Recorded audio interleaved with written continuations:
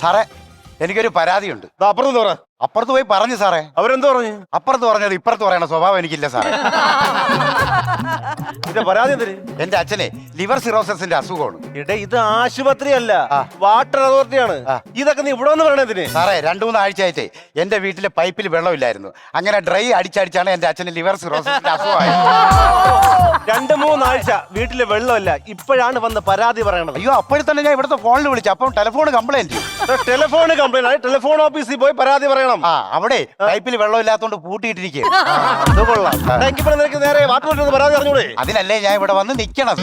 ശരിയാണല്ലേ. ഓ, ഞാൻ ഇനി ഇത് ഏത് ഡിപ്പാർട്ട്മെന്റിന്റെ മണ്ടയിൽ വെക്കും?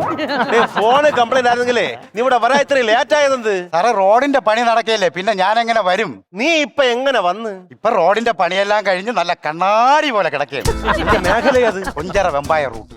ഒരു മിനിറ്റേ. ആ ഹലോ. നമ്മുടെ വെമ്പായം കൊഞ്ചിറ റോഡിലെ പണിയെല്ലാം കഴിഞ്ഞ് നല്ല കണ്ണാടി പോലെ കിടക്കുകയാണ്. അപ്പൊ ഇപ്പൊ തന്നെ നമ്മുടെ വാട്ടർ അതോറിറ്റിയുടെ JCB ഇറക്കി പണി തുടങ്ങിക്കോ. സാറേ നിങ്ങളെയൊക്കെ കാര്യം ഒരു കഷ്ടം തന്നെ. എന്ത്? ഞാൻ ഇന്നാൾ ഒരു ദിവസം നോക്കിയപ്പോഴത്തേക്ക് ഒരുത്തൻ റോഡ് കുഴിച്ചു പോണ്, അടുത്ത ബാക്കിൽ നിന്ന് ഒരുത്തൻ മൂടി വരണം. ഇതെന്തൊരു പണി സാറേ? എടാ പൈപ്പ് ഇടാൻ പറഞ്ഞ ഒരുത്തൻ അന്ന് ലീവായിരുന്നു. ഒരുത്തൻ ലീവ് എന്ന് വെച്ച് ബാക്കിയുള്ളവർക്ക് അവിടെ പണി ചെയ്യണ്ടേ? അത് ശരിയാ.